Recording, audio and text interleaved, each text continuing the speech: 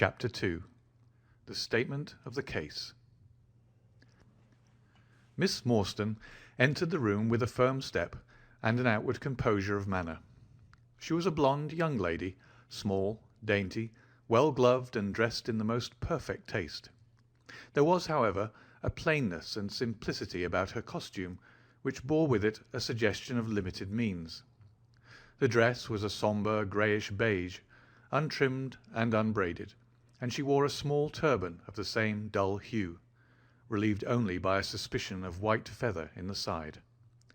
Her face had neither regularity of feature nor beauty of complexion, but her expression was sweet and amiable, and her large blue eyes were singularly spiritual and sympathetic. In an experience of women which extends over many nations and 3 separate continents, I have never looked upon a face which gave a clearer promise of a refined and sensitive nature. I could not but observe that as she took the seat which Sherlock Holmes placed for her, her lip trembled, her hand quivered, and she showed every sign of intense inward agitation. "I have come to you, Mr. Holmes," she said, "because you once enabled my employer, Mrs. Cecil Forrester, to unravel a little domestic complication. She was much impressed by your kindness and skill." "Mrs. Cecil Forrester," he repeated thoughtfully. "I believe that I was of some slight service to her. The case, however, as I remember it, was a very simple one."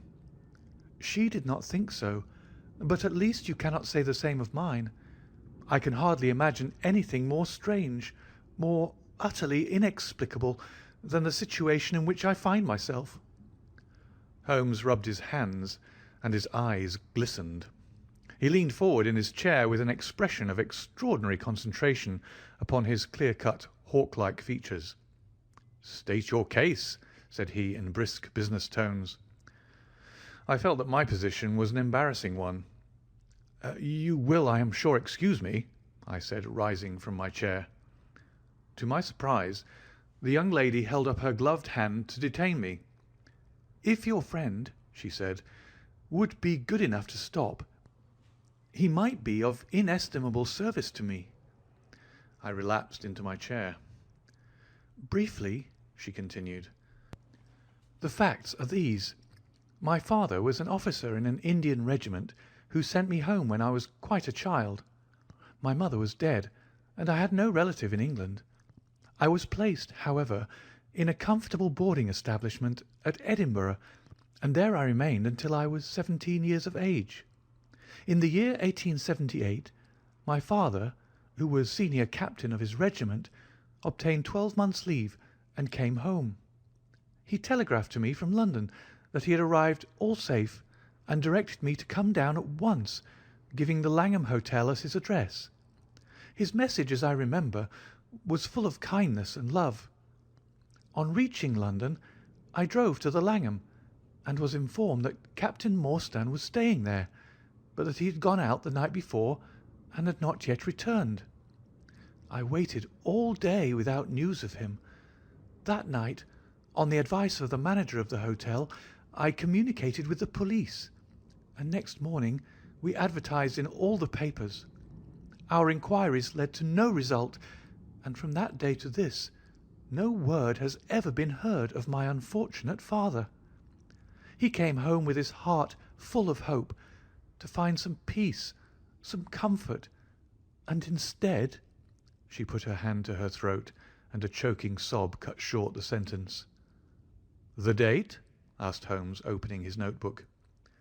He disappeared upon the 3rd of December, 1878, nearly 10 years ago." "His luggage?" "Remained at the hotel. There was nothing in it to suggest a clue. Some clothes, some books, and a considerable number of curiosities from the Andaman Islands. He had been one of the officers in charge of the convict guard there." "Had he any friends in town?"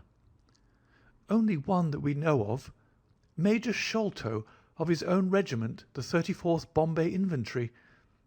The Major had retired some little time before, and lived at Upper Norwood. We communicated with him, of course.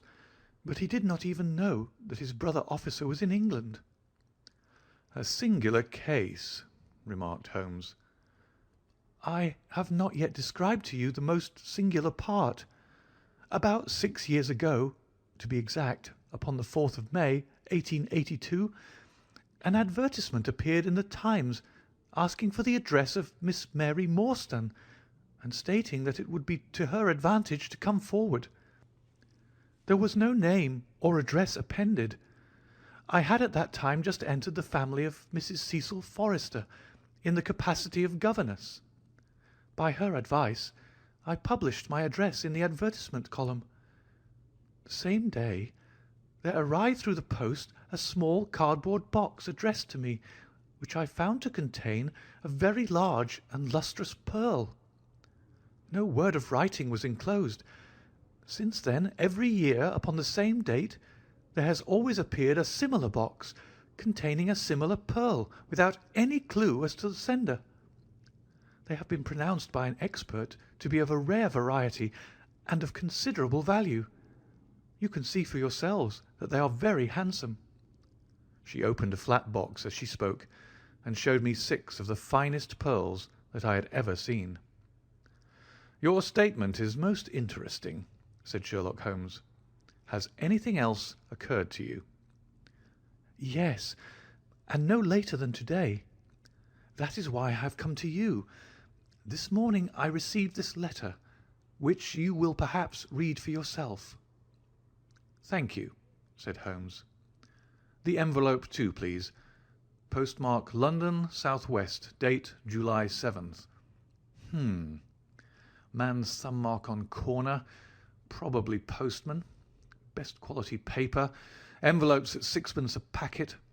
Particular man in his stationery. No address.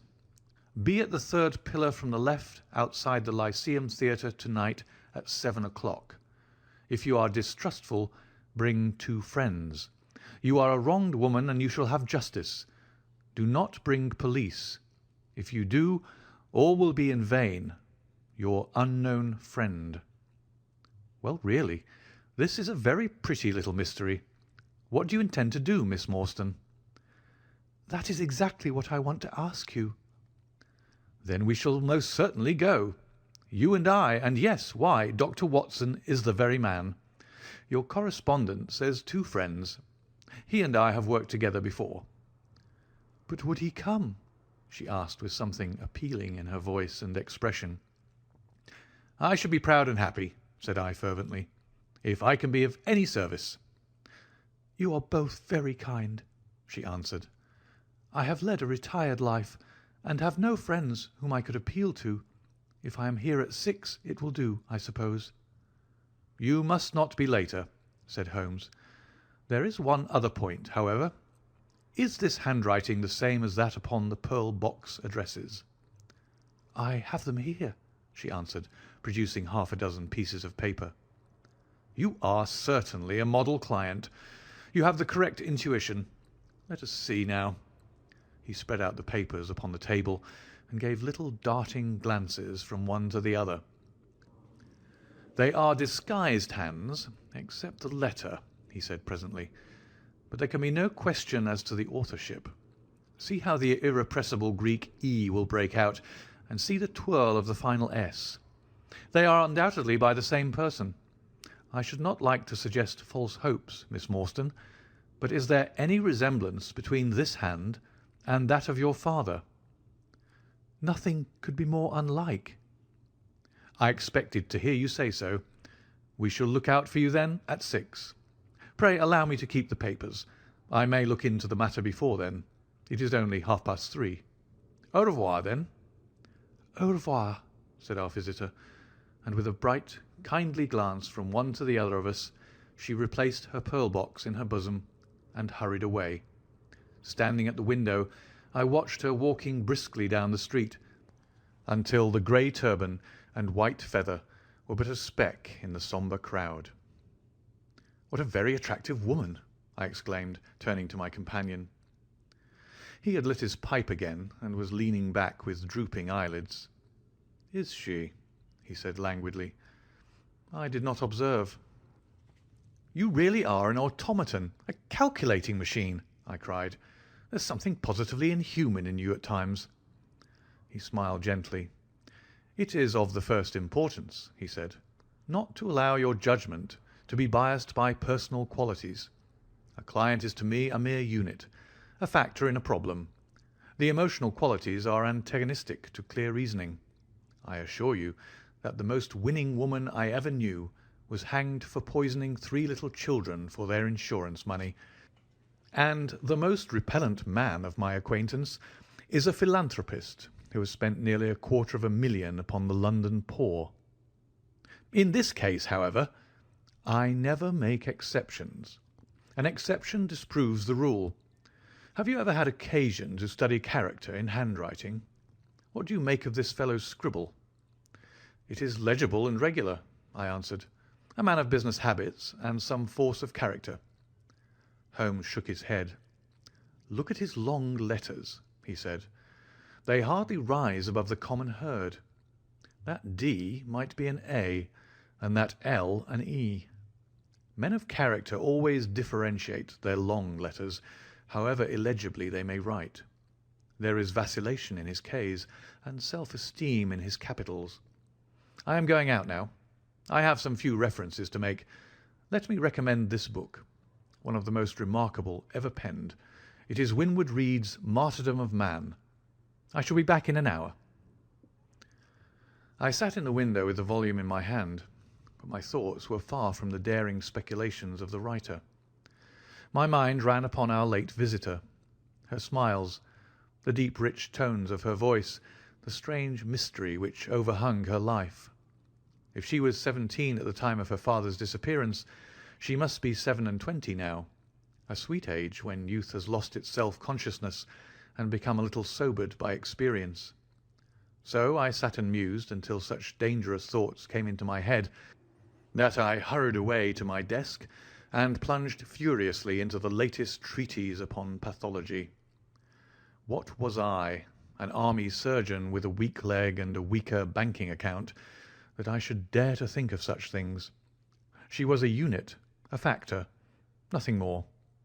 If my future were black, it was better surely to face it like a man than to attempt to brighten it by mere will-o'-the-wisps of the imagination. End of chapter 2.